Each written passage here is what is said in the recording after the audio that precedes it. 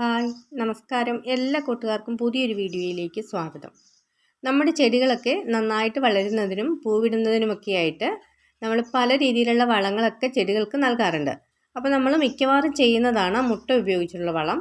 അതായത് നമ്മൾ egg amino acid വീട്ടിലൊക്കെ തന്നെ ഉണ്ടാക്കി നൽകാറുണ്ട്. അതായത് ഒരു കോഴിമുട്ട, ആവശ്യത്തിന് നാരങ്ങ നീര്, ശർക്കര ഉപയോഗിച്ചിട്ടൊക്കെ കുറച്ച് ദിവസം വെച്ചിരുന്ന ശേഷം നമ്മളത് വളമായിട്ടെടുത്തിട്ട് ഇലകളിൽ സ്പ്രേ ചെയ്ത് കൊടുക്കുകയും ചുവട്ടിൽ ഒഴിച്ചു കൊടുക്കുകയും ഒക്കെ ചെയ്യാറുണ്ട് അല്ലേ. പിന്നെ ചില സമയങ്ങളിൽ കോഴിമുട്ട നമ്മൾ ചെടിയുടെ ചുവട്ടിൽ കുഴിച്ചിടാറുണ്ട്. പിന്നെ നമ്മൾ മുട്ടയുടെ തോട്, അതായത് പുഴുങ്ങാത്ത മുട്ടയുടെ തോട് ഉണങ്ങിപ്പൊടിച്ചിട്ട് അത് ചുവട്ടിലൊക്കെ വിതറിയും കൊടുക്കാറുണ്ട് അല്ലേ. അപ്പോൾ ഇങ്ങനെയൊന്നുമല്ലാത്ത രീതിയിൽ നമുക്ക് ഒരു കോഴിമുട്ട ഉപയോഗിച്ചിട്ട് തന്നെ നമുക്ക് ഒരുപാട് ചെടികൾക്ക് വളമായിട്ട് കോഴിമുട്ട എങ്ങനെയാണ് നൽകുന്നത് എന്ന് നമുക്ക് ഇന്നത്തെ വീഡിയോയിൽ കാണാം. അപ്പോൾ ഞാനൊരു കോഴിമുട്ട ഇവിടെ എടുത്തിട്ടുണ്ട്. ഈ മുട്ട നമ്മൾ മിക്സിയുടെ ജാറിലേക്ക് നന്നായിട്ടൊന്ന് പൊട്ടിച്ചിടണം. പൊട്ടിച്ചിട്ട ശേഷം അത് നമ്മൾ നന്നായിട്ടൊന്ന് അരച്ചെടുക്കുകയാണ് ചെയ്യുന്നത്. ഇപ്പോൾ തോട് സഹിതം മുട്ട നന്നായിട്ട് അരച്ചെടുത്തിട്ടുണ്ട്. ഇനി നമുക്ക് ചെയ്യാനുള്ളത് 1 ലിറ്റർ വെള്ളമാണ് എടുക്കേണ്ടത്.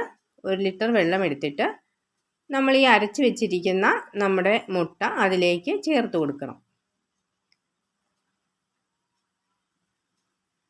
അപ്പോൾ നമുക്ക് ആ മിക്സിയുടെ ജാറും കൂടെ അതിലേക്ക് നന്നായിട്ട് കഴുകിയെടുക്കാം. ഇപ്പോൾ 1 ലിറ്റർ മുട്ടയുടെ വളം നമുക്ക് കിട്ടിയിട്ടുണ്ട്.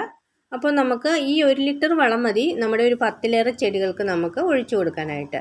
ഒരു അല്പാൽപ്പം ചെറിയ അളവിൽ ഒഴിച്ചു കൊടുത്താൽ മതിയാകും.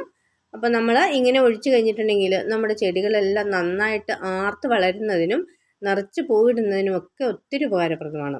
അപ്പോൾ നമ്മൾ എഗ് അമിനോ ആസിഡൊക്കെ ഉണ്ടാക്കുന്നതിന് വേണ്ടിയിട്ട് നമ്മൾ ഒത്തിരി ദിവസം മെനക്കെടണം. അത് ഒത്തിരി ദിവസമൊക്കെ എടുത്ത് വെച്ചിട്ടൊക്കെയാണ് നമ്മൾ ചെയ്യാറ്. പിന്നെ നമ്മൾ കോഴിമുട്ട കുഴിച്ചിടാറുണ്ട്. പക്ഷേ അത് ഒരു ചെടിയിലെ ഒരു കോഴിമുട്ട നമുക്ക് പറ്റുള്ളൂ. ഇത് ഒരു മുട്ടയുണ്ടെങ്കിൽ തന്നെ നമുക്ക് നമ്മുടെ ഒരുപാട് ചെടികൾക്ക് കാൽസ്യം കൊടുക്കാനായിട്ട് സാധിക്കും. അപ്പോൾ നമ്മുടെ ഇന്നത്തെ വീഡിയോ എല്ലാവർക്കും ഇഷ്ടമായെന്ന് കരുതുന്നു. ഇഷ്ടമായാൽ തീർച്ചയായും നമ്മുടെ ചാനൽ ഒന്ന് സബ്സ്ക്രൈബ് ചെയ്യാനായിട്ട് ശ്രമിക്കണേ. പിന്നെ വീഡിയോ ഇഷ്ടപ്പെട്ട് കഴിഞ്ഞാൽ ലൈക്ക് ചെയ്യാനും ഷെയർ ചെയ്യാനും കമൻറ്റ് ചെയ്യാനും ഒന്നും മറക്കരുത് കേട്ടോ. അപ്പോൾ പുതിയൊരു വീഡിയോയുമായിട്ട് വീണ്ടും കാണാം. വീഡിയോ കണ്ട എല്ലാവർക്കും നന്ദി.